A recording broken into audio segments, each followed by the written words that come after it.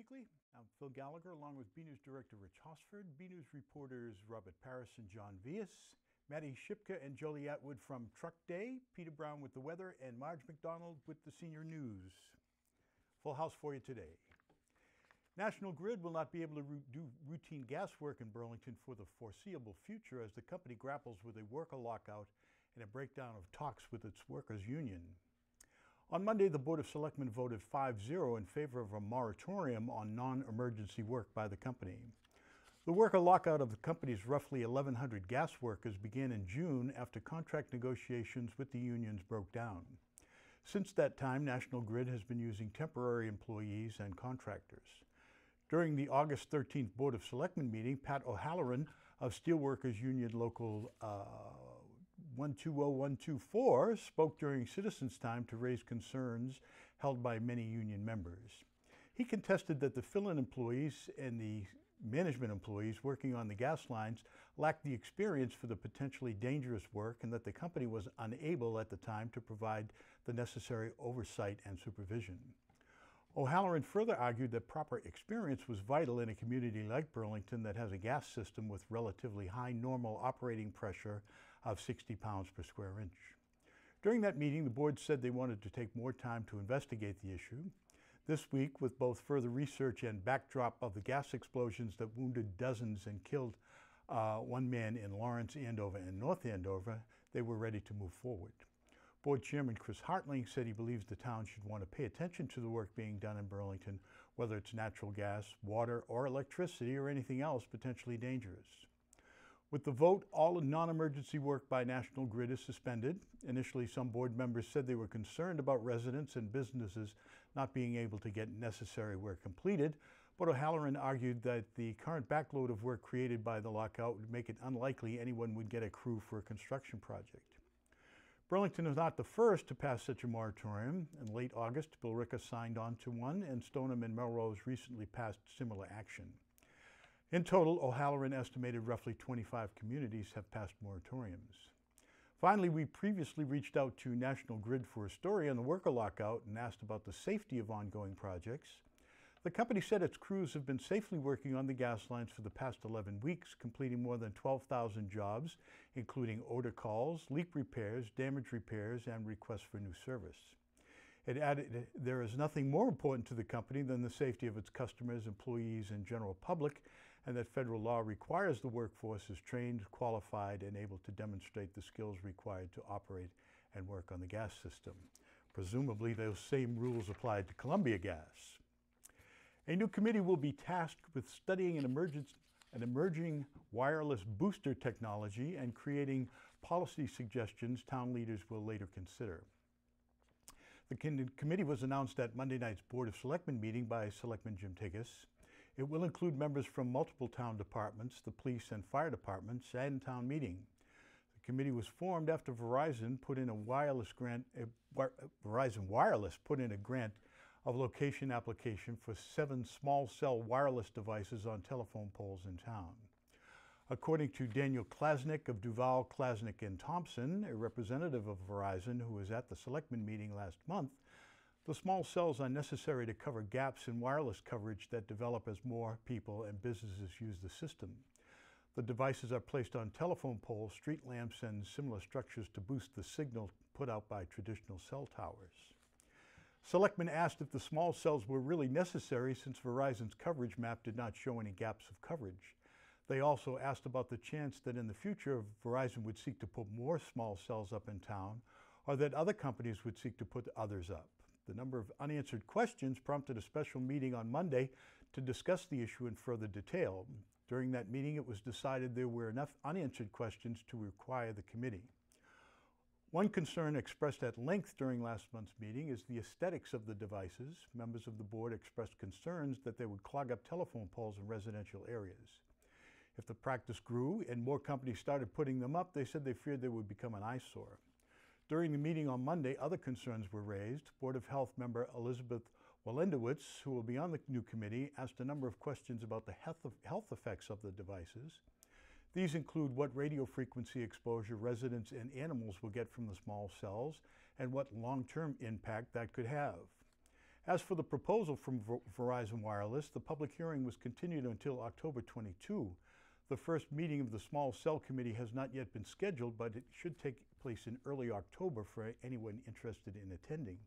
Interestingly, Verizon is advertising on television the upcoming 5G wireless conversion, which will require numerous small cells throughout the country to boost the wireless signal.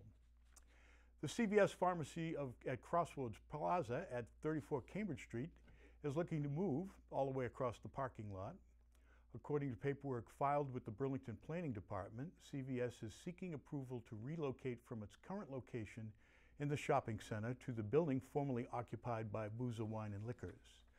The biggest opportunity the move presents is the addition of a pickup drop-off window for pharmacy customers. Other structural changes include closing the existing entrance and constructing a new one, relocating the dumpster area, and constructing 4 handicap parking spots. In total, the project will leave the plaza with 30 less parking spaces. The project marks another change in the plaza in the midst of a big transition. Target is set to open in the former Roach Brothers location this fall. Total Wine and More opened its doors last week in the former Bauer Hockey Building. Channel 5 Boston's own Maria Stephanos was in Burlington on Friday to speak with members of the Rotary Club of Burlington. BNEWS director Rich Hosford was there and has this look. The Burlington Rotary had a guest speaker that is a familiar face to just about everyone in Massachusetts. Maria Stephanos, co-anchor at News Center 5 and former longtime member of the Fox 25 News team, stopped by the group's weekly meeting at the Hilton Garden Inn to talk about her career, the ins and outs of working in news, and some anecdotes from her more than 25 years in the business. One thing that came through her talk was a love of journalism and her thoughts on the importance of local news. News will always have a place, and I think cable access always has a place. That's how I started, because you are part of the fabric of the community. And I think you can't forget that we really are just people who live in these communities. We talk to people who are in these communities, and that's really what makes the world go round. It's not all the other bigger things. It's this. It's things like this, the Rotary Club of Burlington. It's what you do. It's all of those things. And I think if you forget that, then we all lose. Stephanos said she enjoys getting out and meeting with viewers at events like the Burlington Rotary Luncheon. It gives her a chance to get to know fans and hear from them directly, something she cannot usually do when in the studio. And see, I look at a glass with words in it. So to be able to come to something like this, to be able to go out into the community and look at people's faces and talk to them and hear some of the things that they're thinking and some of the questions they have, it really resets me and makes me realize, okay, this is what is important.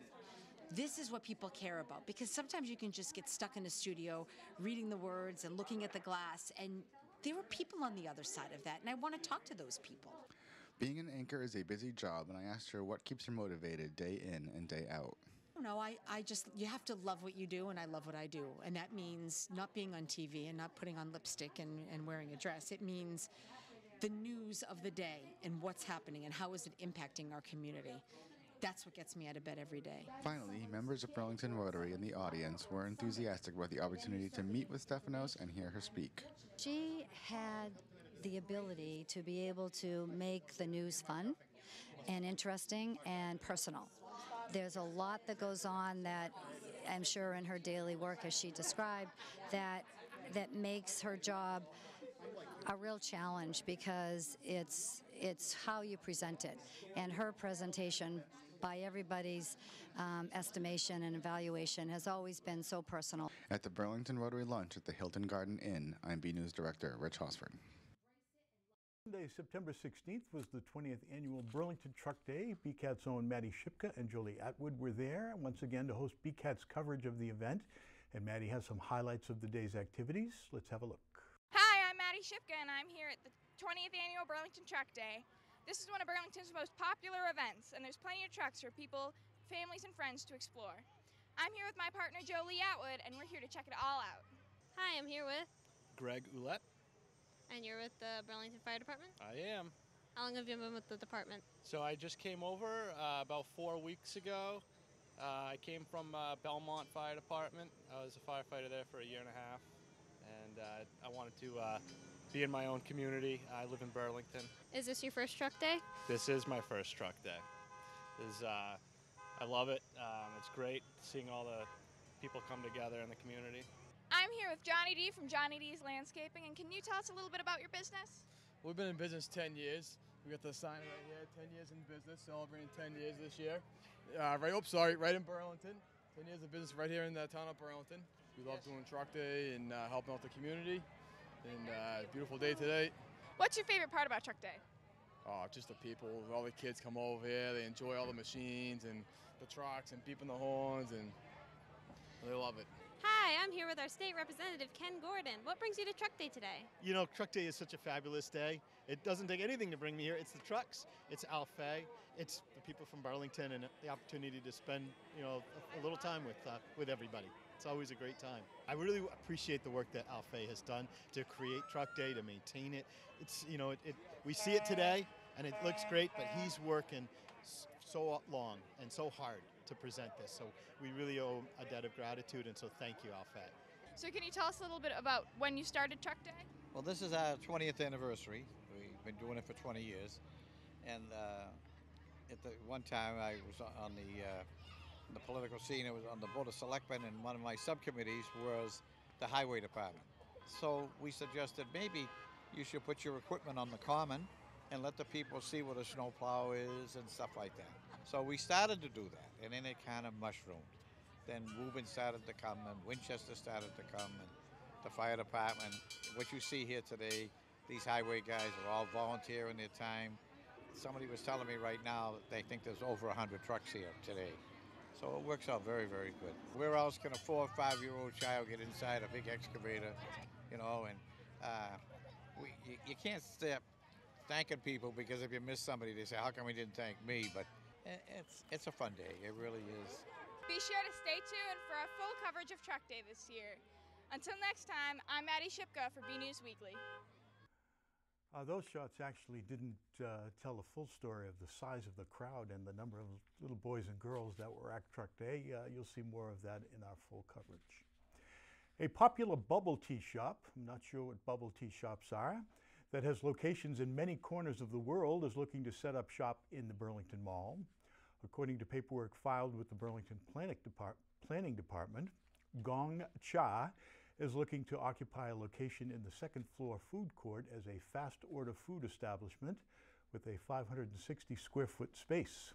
Gong Cha will have a high top counter but no seats due to its close proximity to the general food court seating.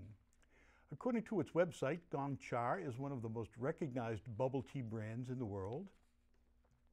Founded in 2006 in Guangzhou, Taiwan, Gong Cha, which translates to Tribute Tea for the Emperor, started a quick expansion. Since its establishment, Gong Cha has expanded to over 15 countries and over 1,500 locations worldwide and growing. These locations include Taiwan, Hong Kong, China, Malaysia, Philippines, South Korea, Japan, Singapore, Thailand, Macau, Cambodia, Brunei, Indonesia, Australia, New Zealand, Canada, and now Burlington. Gong Cha says on its website that its success is founded on its premium quality tea, products, and service. Every restaurant brews fresh tea every 4 hours, cooks the pearls or bubbles every 4 hours, and serves teas sources from the finest Taiwan tea estates. Burlington Gong Cha Incorporated, the local applicant, is scheduled to be before the planning board on Thursday, October 4th. Employees at the district got an opportunity to donate blood at Red Cross mobile blood truck for recipients in need. BNews reporter Robert Paris went to check it out and files this report. This past Wednesday, the American Red Cross brought their blood mobile truck to the district, where employees got a chance to donate their blood to recipients in need. Basically, we've had a relationship with the Red Cross for 5 years since we bought the park.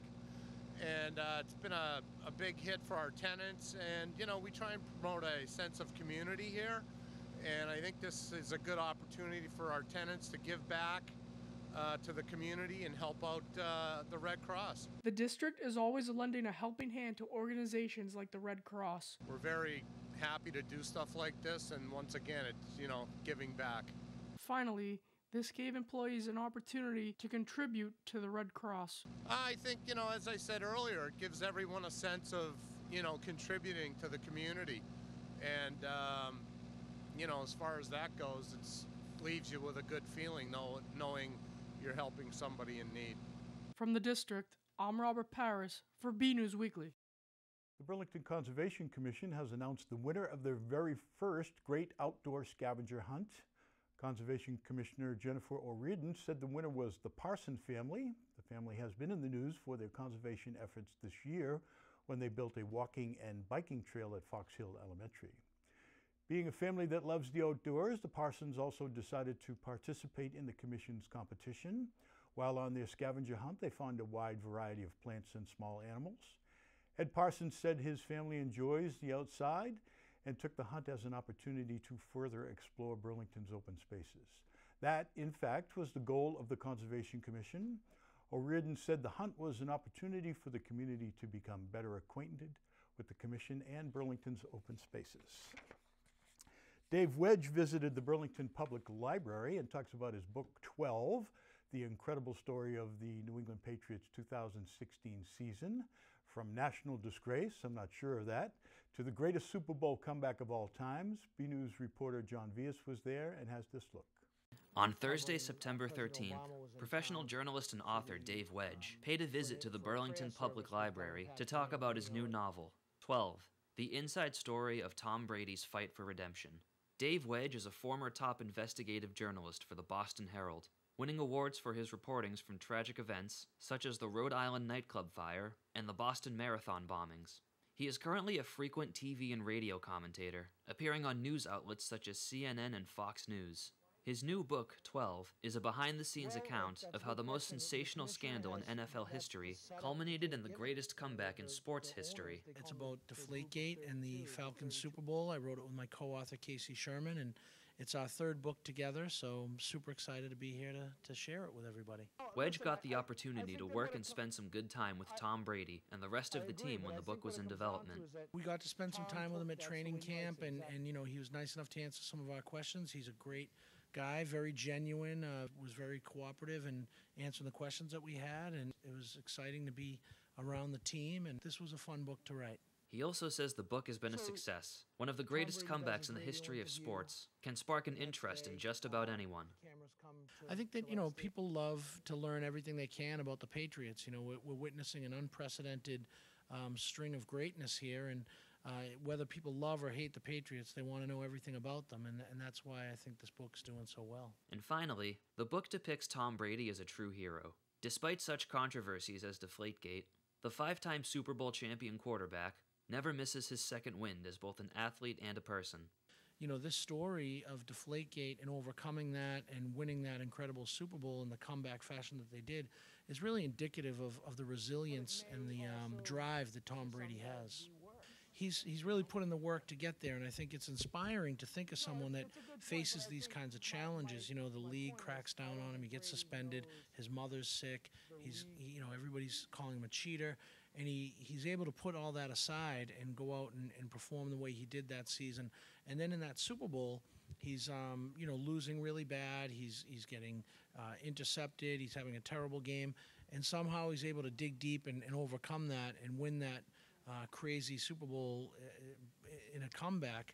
I think, you know, that's inspiring sports stuff for sure. And where can we find more information about Dave Wedge and his future titles? So the book's available everywhere, Amazon.com and Barnes & Noble's, all over, you know, everywhere really.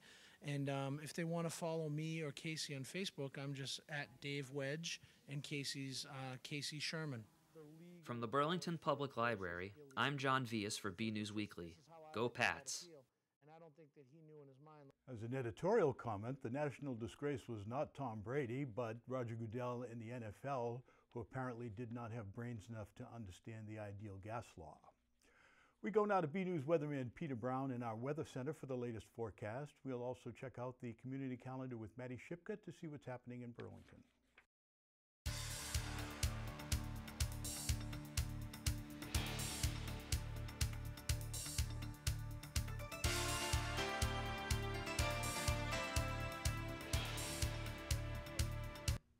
Well, hello everyone, and this is Peter Brown with a look at your weather for the next 7 days. And I know it's hard to believe we are actually at the very last couple of days of summer. I know the summer really flew by this year, as it usually does, and we are already towards the end of September, if you can believe that. Now, starting out a period again on Friday, we're going to be seeing temperatures that are about what we've been seeing the past really 3-4 months, temperatures above average. A little bit sticky out there, a little bit muggy, especially for this time in September. Our average highs are only supposed to be around 70 or 71, and we may see highs that get up into the mid to maybe even upper 70s if the sun really comes out on Friday.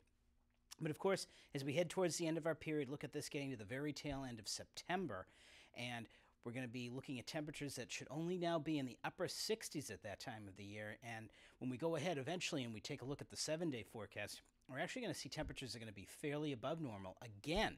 So again, nothing much really surprising here. But of course, nothing like we saw earlier in the month when we saw temperatures way up in the upper 90s to 100. And of course, as you know right now, our days are just about equal to the amount of time at nighttime. And once we get by the next few days, we're actually going to have more nighttime hours than daylight. So that is one sign that we are definitely on the way into fall. Now, as we go ahead, I'm going to show you a little bit about what's going to be going on with our weather for the next 7 days. And if you look at this map, this is a pretty active weather map, and we are going to see some changeable conditions as we go through the next 7 days here in the Burlington area. Again, on Friday, we're going to see this storm system that's going to be passing well to our north and west up in southern Canada, and that's going to bring a warm front over our area and bring some of that warm and humid air up into our area with a chance of also maybe some showers and thunderstorms getting into the late evening on Friday. So keep that in mind if you're heading out around the Burlington area, going out shopping or eating. We may have a little bit of showers that you might have to dodge. But once this cold front comes through, you are going to notice a real difference in the air mass as we get into Saturday and especially into Sunday. We may not see temperatures get out of the lower 60s here in the Burlington area as we get into Sunday.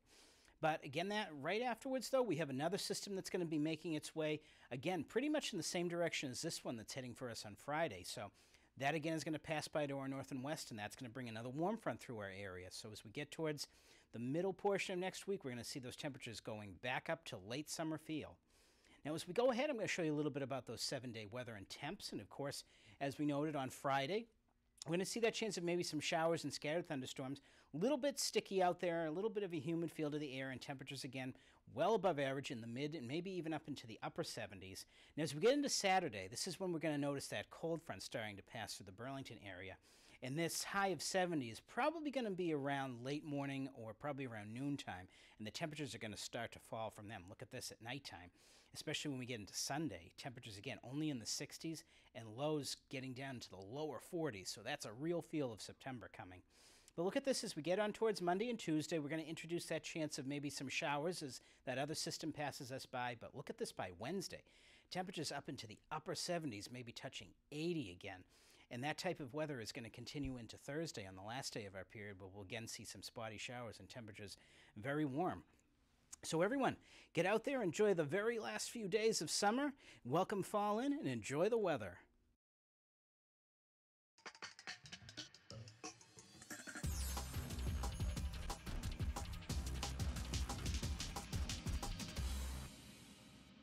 I'm Maddie Shipka, and this is your Community Calendar. Relax with your lovable companion. On Saturday, September 29th, from 12:30 p.m. to 1:30 p.m., the Friends of the Burlington Dog Park will be having a fundraiser called Puppies and Pilates. Pilates is a physical exercise which consists of low-impact flexibility and muscular strength and endurance movements. It also emphasizes proper postural alignment, core strength, and muscle balance. Please bring your own mats. Everyone is welcome, including dogs. For more information, visit burlingtondogpark.com. The biggest festival in India is coming to Burlington. On Sunday, September 30th at 3 p.m., the town of Burlington will once again be having the Festival of Lights event, Diwali, on the town common.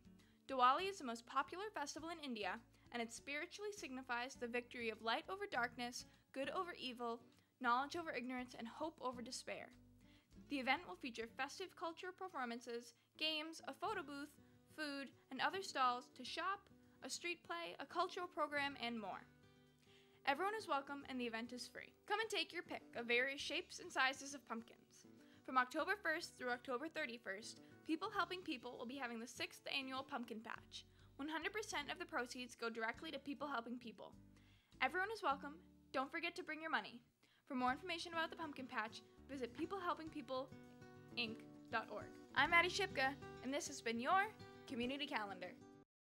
The fall season is now in full swing. For the latest Red Devil action, we go now to BNews reporter Robert Parrish, filling in this week for BNews sports reporter Matt DiMarzio for this week's sports report. Hey everyone, I'm Robert Parrish for your weekly sports report. There's been a lot of action on both the field and the courts. First, let's start off with the impressive win by the Burlington Red Devils as they snuck by the Woburn Tanners last Friday. We have some highlights. Check them out.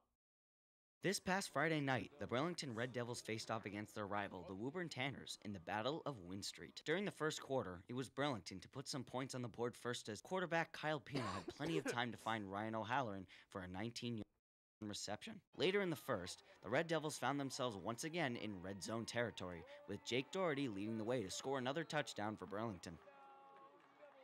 In the start of the second quarter, the Woburn offense showed some trickery with a fake end around and having Woburn's own quarterback Ryan Qualey running into the end zone for a Tanner touchdown. After the half, Woburn would tie the game up with another touchdown made by their quarterback Ryan Qualey, sliding across the pylons for a Tanner touchdown.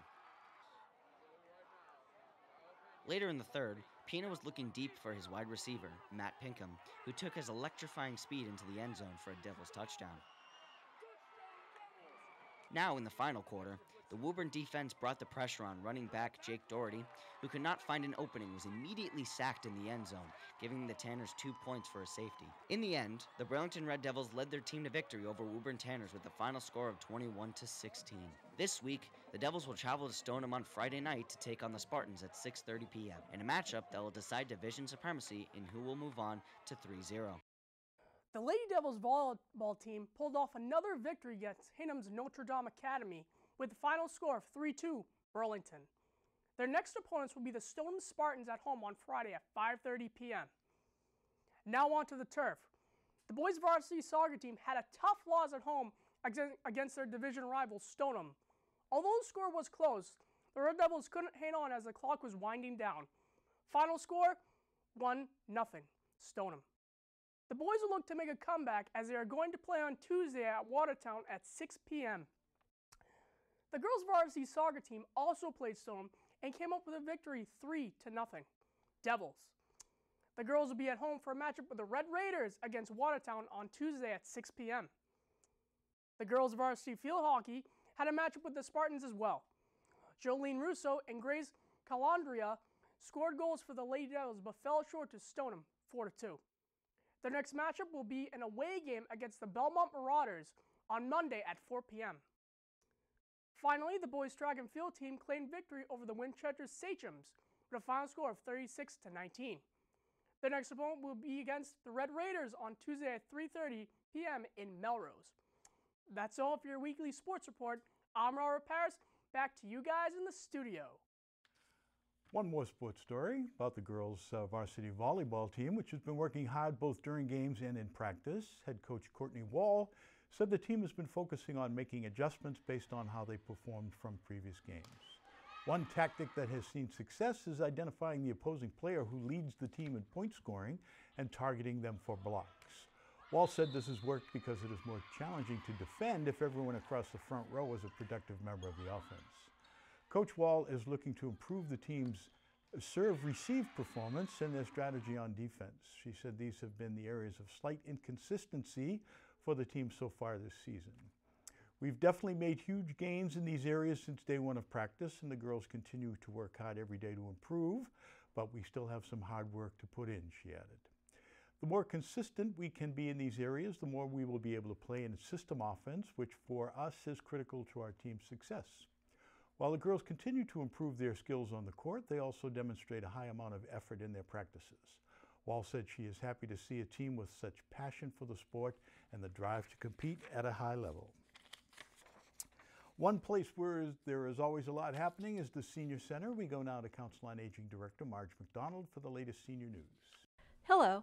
Our 55-plus Job Seekers Regional Networking Group is well underway for the fall. If you are looking for a job, looking for a career change, or just need a change of work environment, join us on Tuesday, October 9th from 9 a.m. to 11 a.m. At this meeting, you will learn to create an elevator speech.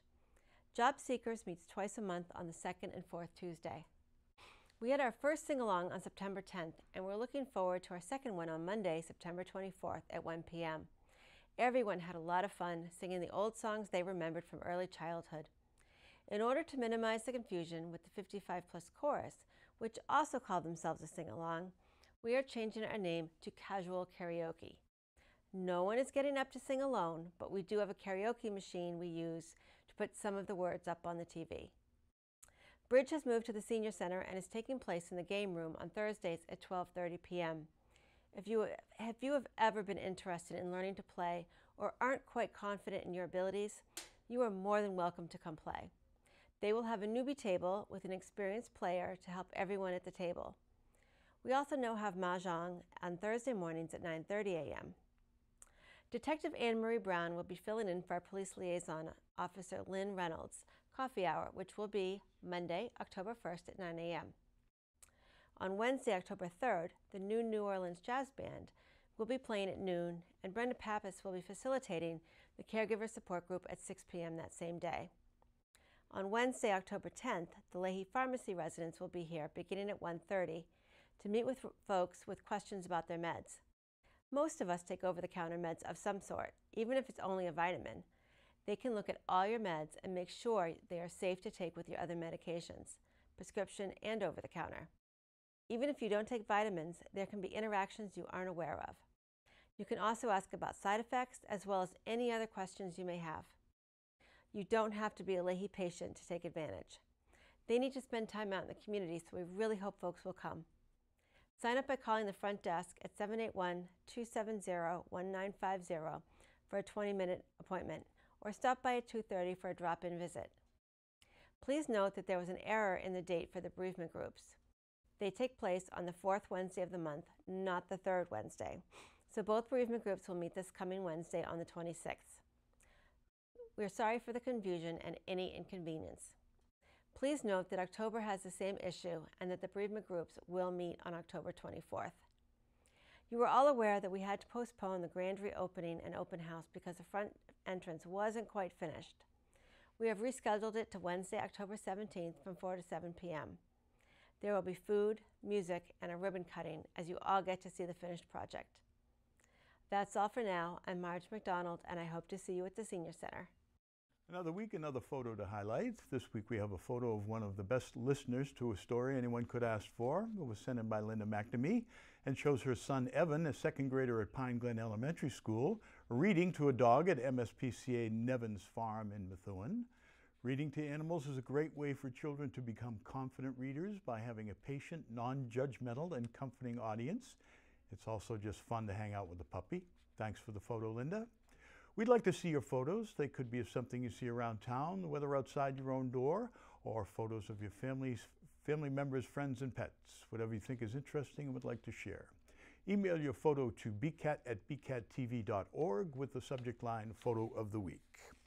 And that's it from the news desk here at BNEWS Weekly. I'm Phil Gallagher along with Rich Hosford, Robert Paris, John Vias, Maddie Shipka,